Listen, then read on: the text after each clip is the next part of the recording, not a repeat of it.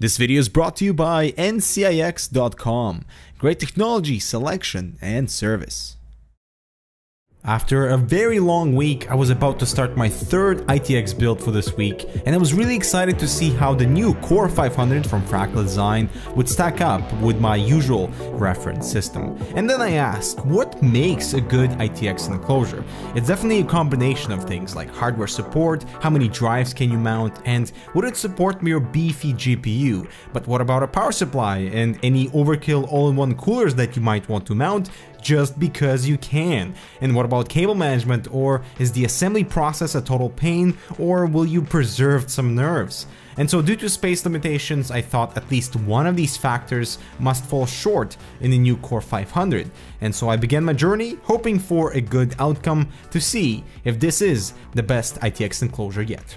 At $60, the core of the Core 500 is extremely well built, solid steel joints, no flex anywhere, and the only plastic piece is the front panel with that staple brushed aluminum quote-unquote look. There's a single 5¼ drive bay at the top with dual USB 3 audio jacks and PR buttons, ventilation all around, small one for the power supply, venting strips spanning the entire panel near the GPU, and also the top panel that are both covered with this magnetic dust filter, which is awesome. Plus a removable filter underneath the power supply is available.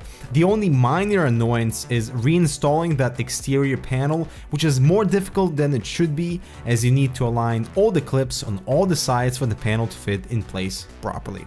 Behind the front panel we find no intake ports, instead a single SSD mount that, if installed facing up, interferes with the 5¼ drive bay but is easier to route with the SATA cables, but the cutout on the bottom left would allow appropriate routing for those SATA cables if the SSD is facing down. At the back it's a standard ITX setup, motherboard I/O and dual PCI brackets. A power extension plug is on the left side that you have to plug into the power supply internally, and a 140mm exhaust fan is included.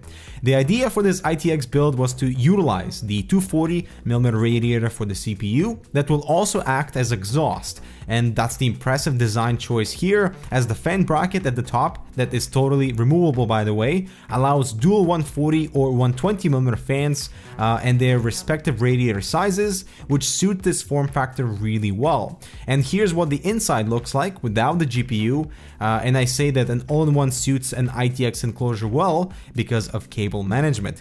Everything has to be concentrated to the side of the motherboard, and handling any cables with a low-profile CPU pump would be easier than having to work around a tower CPU cooler, which it does support by the way up to 170mm in height. The Core 500 supports full-size ATX power supply that is installed at the front of the motherboard, with recommendations of 160mm in length or shorter for modular units, as that would mean no interference with the GPU. There are cable tie hoops on this side of the case if you'd want to secure some cables underneath the graphics card, with maximum supported GPUs up to 310mm in length or just over 12 inches, which means you can easily build a sweet ITX gaming system without sacrificing on cooling nor hardware compatibility. For storage, the main drive bracket can support dual 3.5 and 2.5" drives at the same time. The SSDs are installed on the outside and the hard disks on the other side of the bracket, with appropriate cutouts available to get in with your screwdriver, plus non-restrictive mounting positions for either drive, which I appreciate greatly. You can unmount either drive without affecting the placement of the other. The only challenging thing here I could see, if all 4 drives are installed, is managing all those SATA cables in this tiny cutout in the center. You'd need 90° SATA cables for sure in order to fit everything. Now, on the topic of challenging, notice all these cables coming from the top I/O, which are a pain to hide. They would be very difficult to work with if an optical drive was installed, as they are right above there. And I like having top I/O that are easy to reach on the exterior, but in certain internal configurations these cables are frustrating to work with.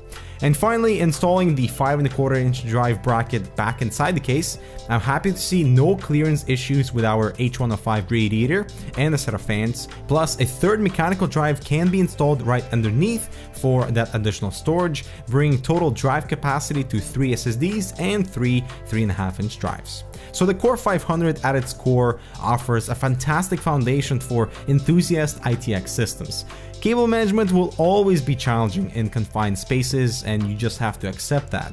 And I feel this case is a good balance of making sure hardware compatibility is maximized and you have a great cooling options, plus storage is well incorporated. Although I wish that the drive bracket was completely removable outside of the case to make installation and removal of drives easier when the system is fully assembled. But in general, I enjoyed working with the Core 500, there were no deal-breaking surprises along the way, and we're giving it Hara Canucks damn good award. So this is it for the Core 500 review. Let us know if you've been enticed to do an ITX build of your own with a comment below. I'm Dimitri with Hara Canucks, thanks for watching, we'll see you in the next one.